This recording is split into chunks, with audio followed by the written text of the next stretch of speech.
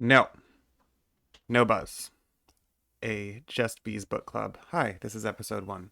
Um, I'm going to talk about the book that I read very recently that made me kind of want to do this. Before I get to it, I guess I will say, I started this because I mean, you can go to the introductory episode if you'd like. But the reason this came to mind actually was because I was at work mid last week and I ran across a book that I thought looked interesting. I asked my coworker if he knew anything about it, and he was like, "Yeah, this guy's having a kind of a moment. He just had his collected stories published in the Modern Library edition, and he and my coworker knew about it because of this other YouTube person who I guess he watches, which is wild because I don't know if my coworker knows this person, but all of his videos have like 200 views, so interesting. That like put a little seed in my brain, and then I was also trying to think of a way to figure out a new um or way to test out using my phone as a webcam for other projects that are more important to me, like Island Demeter. And just sort of those things came together, and I was like, why not talk about this fucking book? Um, it is The Dead Father, a novel by Donald Barthelme. I don't know how to pronounce his last name. I don't know basically anything about this man other than what I just told you.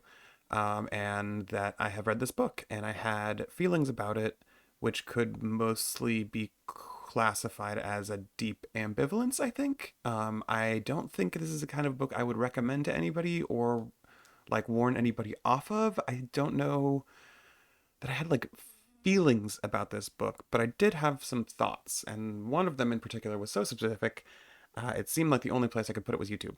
So, um, when I saw it, I again here's the edition I read. It's I believe the like oh, that's the back cover, that's the front cover. I believe it's the first UK edition. It seems to have come out a couple of years after this one initially came out in the US, which would have been, yeah, or I don't know if this is the first UK edition, but it seems like this came out in 1975. It was first published in Great Britain in 1977, according to this. Um, and I saw it in a pile of books we had just bought, and I was like, we ha. um, um, and was like, this is different. Dead Father, good name, big fan of those. One in particular. Um, I read the inside cover blurb, which is very different from what you would see normally in books these days. The lighting is weird, but you got like the author bio down here, some praise for the U.S. edition here, um, another shorter author bio here, and then just this little paragraph. That's the entirety of the like back of the book blurb, or summary. And I read it and I immediately got very heavy How Much of These Hills is Gold by C. Pam Zhang vibes, which is a book I just finished rereading a couple of weeks ago, and I would pull it out, but I immediately lent it to a friend. And since this is a Just Bees book club, I will not be naming anyone by name. It's all bees. It's bees all the way down. This is a decision I'm making, I guess. I got those vibes. Talked to my coworker about the thing that led him to be interested in having it bought for the store. And we talked about it a little bit. I flipped around through the pages, and it looked experimental enough that it looked different from what I had been reading. I've been um, slogging is not quite the word, but I've been slowly making my way through Braiding Sweetgrass by Robin Wall Kimmerer. I think it's a really, really good book, and I'm 300 pages into it, and yeah, maybe the subject of a future no buzz. We'll see if there even is one. Um, so it looked interesting enough. It was different enough from what I was currently reading. My headphones are broken, so I can't default to podcasts on my commute and shit like that. So picked it up, started reading it, and was immediately nothing. I was immediately nothing. I again deep ambivalence toward this book. A very, it's so much interesting shit, so much not. Um, I feel like if I didn't do something like this, where I force myself to talk about it, I would probably have forgotten about this book in a week. Um, which is not a testament to its quality, I don't think. Again, don't think it's a good book. Don't think it's a bad book. It's a particular one, and I appreciate that. But I mean, me forgetting it in a week is more a testament to my own very addled, broken brain right now, and forever and whatever. And maybe I still will forget about it in a week after I publish this. Who knows? So the high level of this book is that it is about a group of people who are on sort of a journey, um, in which they are taking the corpse of a dead father across a landscape. And the end goal seems, at least from the father's perspective, because the dead father is a major character in this, um, to sort of find the golden fleece, sort of Jason and the Argonauts style, I think. Um, his companions have what seems to be different ideas about that, and it ends up very differently. Um, I think the characters are named Thomas and Julie are the sort of the couple who are the main ones. There's a handful of other characters. There's Emma, who shows up partway through and is the only other woman. There is, I believe it's Edmund, is like the person who constantly gets mentioned as like a drunk who no one likes, but he's still there. There's a whole retinue, because um, they have to carry this dead father by way of like massive cables because he's 3,200 cubits, which I thought was much bigger than it is. I was talking with another coworker who thought it was much smaller than it is. I think we ended up looking it up, and it means the dead father is roughly like slightly under a mile long. Um, he has, it is noted throughout the text, a like a mechanical left leg. He's sort of a god figure of the past. It feels a bit like this is doing some um 70s, I think it's that 70s, I think of like 70s sci-fi, sort of like post-religious or like later deconstructionist sort of fucking with meta narratives, very, high postmodern in many ways. um yeah, I think it's hmm, I think that's about as much of the story as I can relay. It is, as you might have seen from me holding it up, it's a fairly slim book. It has a lot of um, let's see if I can find this just by flipping at random. It's got a lot of pages that look, roughly like this. Oop. You know, Not exactly full to the brim with text. Um, a lot of conversations. Here's another one that I just randomly flipped to. It's a lot of like conversational one-liners, basically, that just like fill up big chunks of the book. Um, it's not to say it's breezy read, but it's not. There is a density of assumed illusion, I might say, but other than that, like the sentence by sentence, it's not something you're gonna particularly, or it's not something I particularly struggled with. There are like long sections where words are kind of like used a little sort of loosey goosey fashion. There's a lot of portmanteau and language games type stuff. Again, high postmodern in plenty of ways. Um, but the thing about the story is that there isn't much of one. One of the things that I was sort of thinking through is that it reminded me a lot of sort of a Beckett or Stoppard, I believe, is the guy who wrote Waiting for Godot. It has that sort of stage play vibe where, especially in the sequences where Julie and Emma are talking, they will almost exclusively talk in sort of aphorisms or sort of talk past each other in like occasionally repeated phrases. The phrase like pop one, two is too many comes up a lot, and it's rarely responded to directly. Things like that.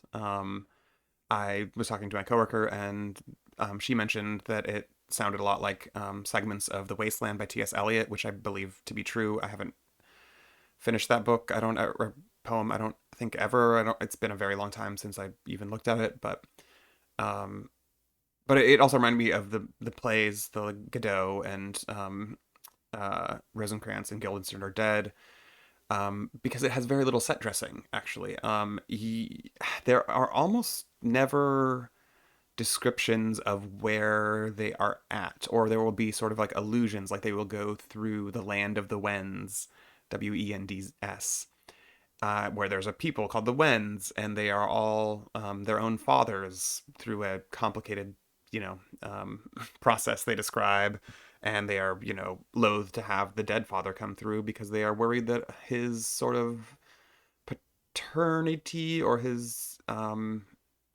fatherhood will rub off on them in bad ways. But that's like all you really get. Like there's like some vague sense that this particular land is like particularly windy, partially just from the name, the Wens, and partially like alluded to because they're talking about like, oh, it'll be difficult to get him through there because he's a mile long, and um, it's hard to turn a mile long dead guy. But it doesn't stop there either, because there's like diagrams in this book a little bit, and there's one in particular that is interesting to me. It'll be hard to read this because camera focus and all that, but you'll see here, this is a square that represents a table. Up on the top we have Julie. Right here we have Thomas. At the bottom we have Prawns, and then over on the other side we have DF for dead father. So there are moments in this book where this mile-long dead father is sitting at a table eating lunch with the other characters, which seems to indicate that there are multiple aspects of this dead father, or multiple ways of him becoming visible, or embodying, or probably embodying is a better embodiment sort of thing, which, yeah, maybe I'll try to circle back to that. But there's a lot of fantastical elements, I guess, in that same way. Again, when I'm speaking of like a high postmodernism, often thinking of Pynchon, or Foster Wallace or whatever. He's much later, and the whole new sincerity thing is whatever. And he's a piece of shit. A dead piece of shit. um, the the fantastical elements, I think, are things when I think of like Pynchon, like how he pulls from genre fiction very heavily. And really, I'm not even thinking of Pynchon. I'm thinking of like Gibson, like early Gibson, like Neuromancer. The way that genre fiction becomes a mode within literary fiction to help disturb meta narratives and to play language games and all that sort of thing. I could have discoursed on this much more intelligently a number of years ago. But yeah, so there's not fantastical elements, but there are elements of, let's say, a lack of mimesis or a lack of realism that are central to this book. Even more than that, central to the dead father, though, is this bizarre fucking rhythm of the writing, which is something I want to say I'm like still trying to wrap my head around, but that's not really true. It's something I never quite wrapped my head around, and so I can kind of just convey what I got.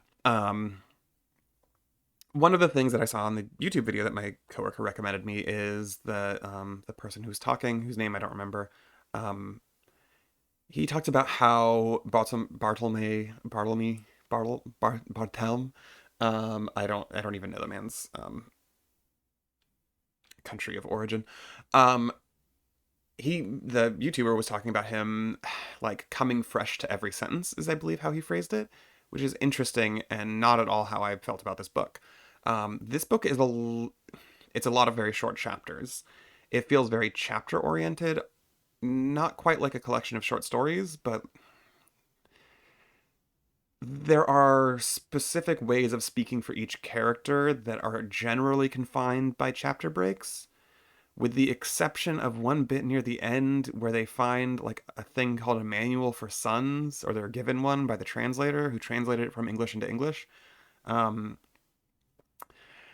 which is just bad. Like oof, that part, it's like way too long and just bad. I'm like, it's trying to be very funny in a way that it's not. There's like a whole chapter about like the color of fathers that is like relating fathers to horses and giving them like astrological style like aspects based on whether they are like roan colored and shit, which no, no, no. Um, but otherwise, like it goes sort of character by character, I think, in terms of the tone of the writing. Like I mentioned, Julie and Emma's conversations are very they're very elliptical. They're very women speaking of things by speaking past them or past each other or whatever. Um, the Thomas sections, which I think are the majority of them, um, tend to sort of like start like a mid-length, sort of like normal sentence-y, um, fall into a very staccato rhythm occasionally, or like dip into a very staccato rhythm occasionally with like single word sentences, that sort of thing, and then will like bloom out into a massive run-on, sometimes like a full page long. Uh, the dead father's voice is very much sort of there's a word I'm looking for here, and I don't think I'm gonna get it. Um, the dead father's prose is very mythological, I guess, maybe might be sort of close to what I'm getting at. There's a lot of like proclamations, but also like weird technical jargony shit that he'll like dive into in speeches. Just tendency toward like longer sentences that get cut off, as opposed to like Thomas's thing that are like building toward a long sentence. The Dead Father seems to be written as somebody who is always ready to exposit at length and lay down laws, as he like allegedly was capable of doing, and punishments and that sort of thing. Um, by allegedly, I mean to say that is all before the text. It seems to be true, but it's also questioned.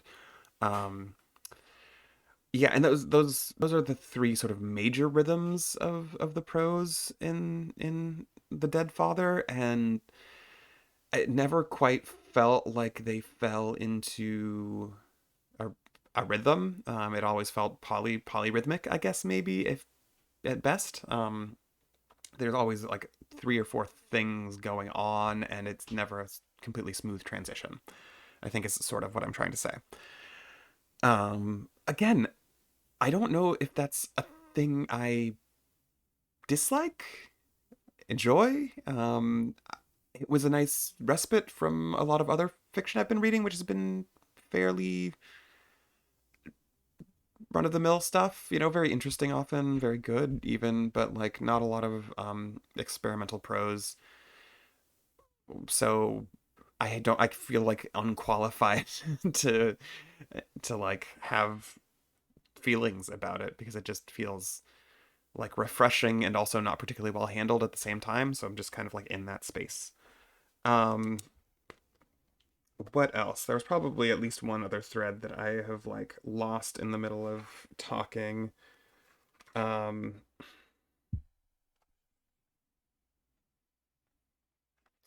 let's see.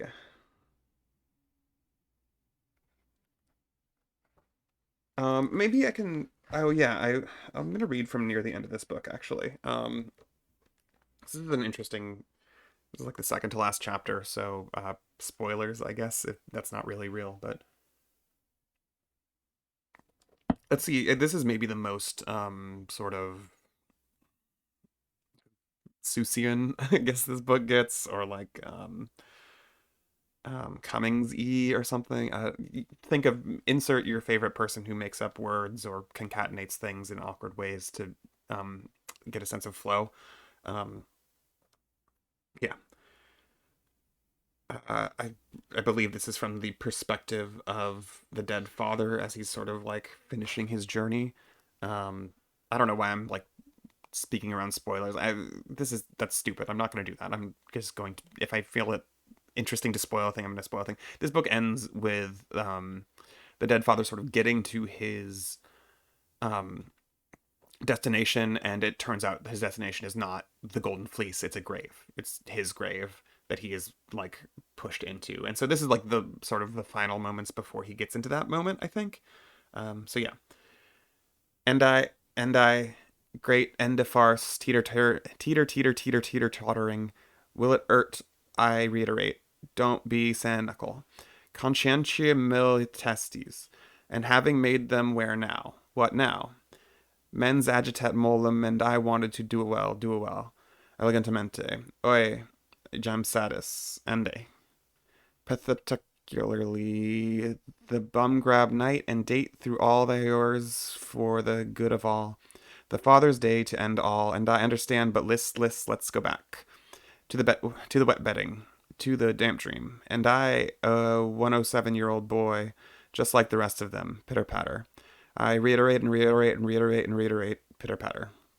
Remember some old Pap's Day when heaped all around with gifties, the delegations presenting themselves, the musicking, the quanta scump, the quantus crump.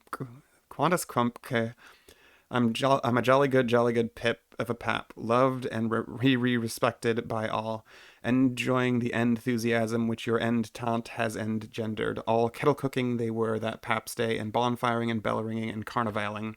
And I, the papinjay of the day, laurel headed and golden robed in homage to the skies. They came to and I and they came to and I in their dozens and hundreds and did their knee bends, and I most rightly and graciously and sweetly reiterating and reiterating and reiterating and reiterating. The leader of the delegations mumbling something about maidens. How many maidens? And I replied, oh, that old and I, not so interested in maidens as formerly.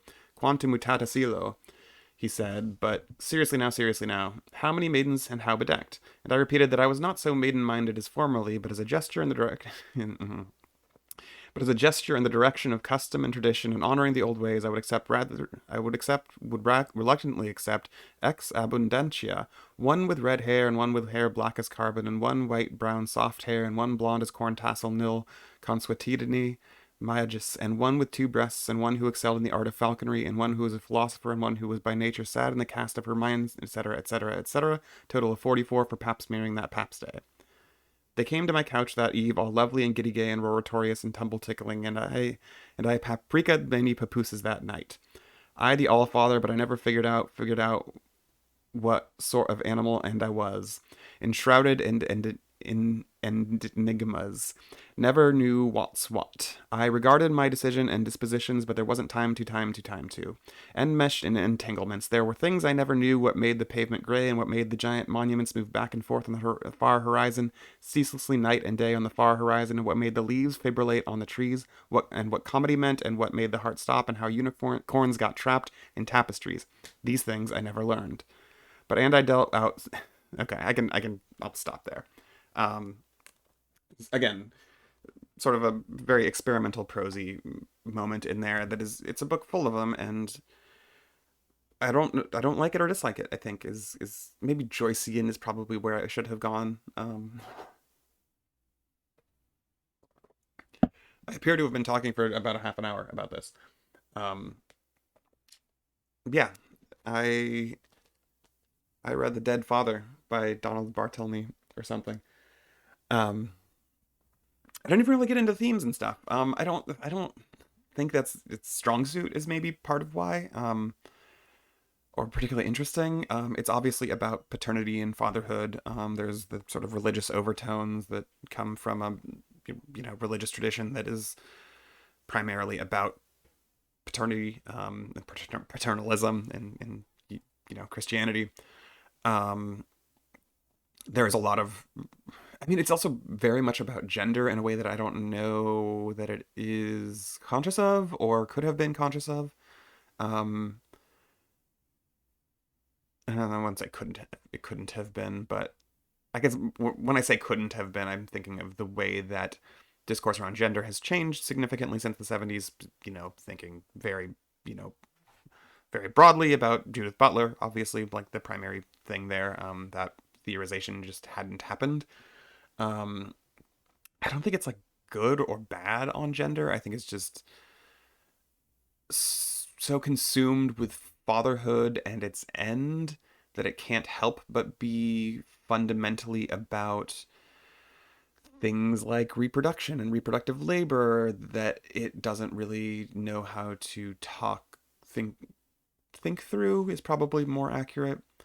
Um, I think it's also, again, high postmodernism is about the death of meta narratives, about the way that old ways of organizing the world that led to a sort of obvious future were no longer accessible or capable of being relied upon. And